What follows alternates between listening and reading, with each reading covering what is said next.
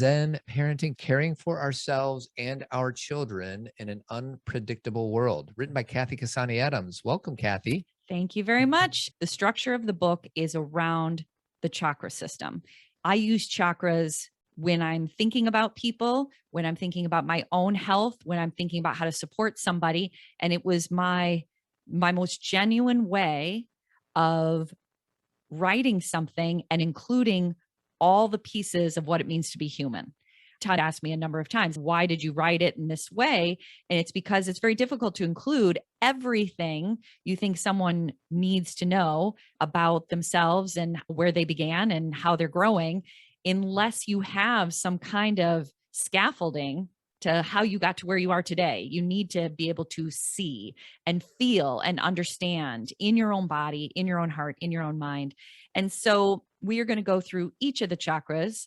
Chakra 1, the right to be, establishing our foundation. Where is Chakra 1 located? If we're talking about body awareness, is the sacrum or the bottom of the spine. And chakra 1 is our rooting element. The overall feeling is, do you feel grounded in where you are and who you are? And do you have an understanding of why you're here? It doesn't have to be so specific, but do you have an understanding of your place in time? I'm getting this from your book. Scientists say the odds of us being born are at least 1 in 400 trillion. The odds that I showed up on May 3rd, 1972 is 1 in 400 trillion. And it's so easy to forget something as simple as that, is like, we were born. Like, that's crazy. Exactly. That statistic alone can tell you that if you came through that trillion process where you are here and alive, you're supposed to be here. Now, unfortunately, sometimes when I say that to people, they're like, yeah, but I don't know my career, or I didn't finish school, or I got a divorce. And I'm like, that has nothing to do with the first rooting fact that you belong here. And if we could dive deep into that and hold that firm, everything that comes from there feels more alive, healthier, more vibrant. Chakra 2 is being creative, accessing emotions, experiencing pleasure.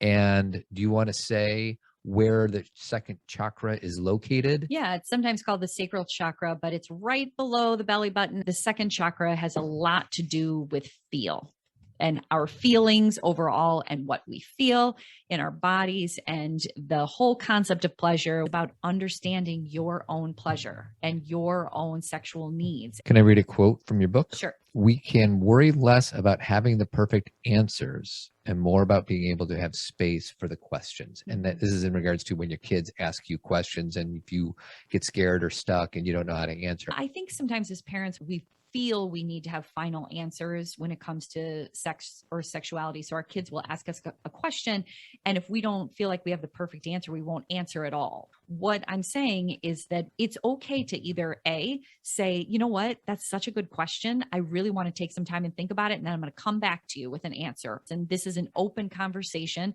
and let's keep talking about this. Sex is not a one-time talk with a child. It's an open conversation, an ongoing communication about an aspect of their lives that they will be dealing with, experiencing, hopefully until they're very, very, very old, until they're not here anymore. Chakra 3, we're talking about who you are as a person, your sense of self. This is who you are. Many parents struggle reconciling their own dreams with their children's autonomy. But eventually, this process is necessary for an individual to align with themselves and their life purpose. And I just wonder if you want to say more about how we tend to, as parents, put on our dreams that we never met onto our kids. Well, I would say that what you just described is probably the most common reason that a family will seek treatment, at least in my experience, like a disconnection in the family or communication breakdown in a family where the family wants help to reconnect. A lot of the time, it's things like, I want my child to do this and be this, and they're not meeting their full potential, and they should stay in soccer because that's how they're going to get their scholarship. The parent has like created this story, or they're reliving their story and placing it on their child, and their child doesn't have any space to figure out who they are and what they want. All parents are doing it in the name of love and concern and desire for their child to be healthy. But what they're missing is that there is not one way for their child to be. They have to give them space to figure out who they are. Chakra 4, it's the right to love and be loved. Let's start with open-heartedness. And I'm going to read a quote from your book. The depth of joy and happiness we are able to experience is in direct proportion to the amount of open-heartedness we can endure. The best feeling in life comes from our willingness to take risks. Risks, breakups, death, loss, and betrayal are all possible outcomes of great love. They all began with an open-hearted willingness, with awareness that our greatest joys can lead to our greatest suffering. Yeah, there's kind of no way around it. Any kind of great love is a risk. That it can be a risk in having had your heart broken and then deciding to try a relationship again, and you fear that something else could happen. Having a child, talk about risk. Your whole life changes. Everything is uprooted. As they say, your heart is walking around in the world. I have 3 daughters, and every day they are walking around in the world. And there's just inherent risk of loving somebody that much. We were watching some movies of when the girls were really little, and I can't believe that I let those little babies go to preschool and then left them there. And I just know that that was so hard for me. As Maya Angelou says, love is freedom. Love is liberation. Love is letting go. We're talking about Chakra 5, which is the right to speak and hear truth. Content means what we're saying. Context means from what energy are we saying it? What else do you want to say about the simplicity of that? Well, I think anybody who listens to our podcast knows that's one of the biggest parts is it's never about the words you use. It's where the energy is behind the words. And then once that is out there, it's not just about your intention, it's the impact that it has. What do you think of this? The impact is more important when we're parenting than it is when we're dealing with other grown-ups. I think it's important for many reasons. Number one, other adults can have a little more responsibility over their behavior because they're adults and their response.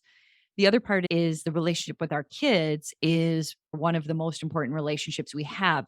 So we're willing to do a little more investigative work to see how the things we're saying are landing. We're more curious about how we're being received.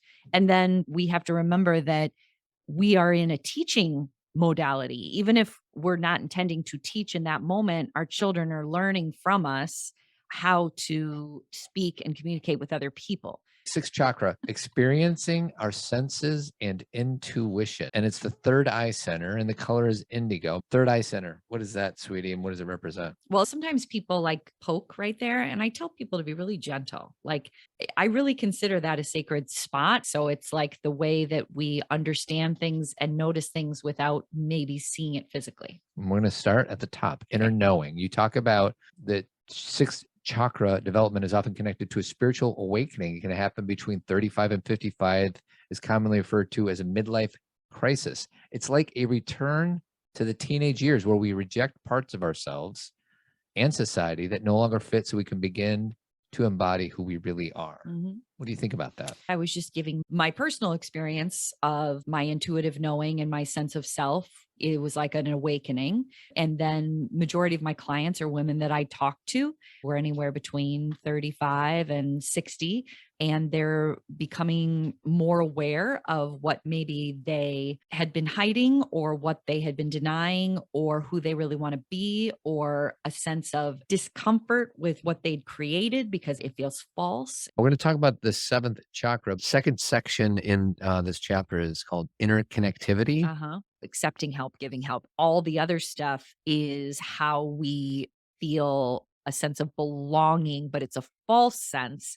It's a sense of being a part of the whole. The last section, devotion, I just wrote next to this section, do your work. And for me, it means looking inward, apologize for harm that you cause other people. Don't blame yourself. Devotion or doing your own work can mean a lot of different things to a lot of different people. Just continue to look to grow, to evolve as a human being. And what that means is having your own sense of self. you understand that it is your responsibility to take care of yourself. You have to be willing to go out there and help that process. And this gets a little dicey for me because I don't think any one person can take responsibility for everything. We need help, we need support. It's not all on one person's shoulders, but I can wake up one morning and say, I want to create a change in this area. Here's who I'm going to call. This is what I'm going to do. Here's what I'm going to devote myself to.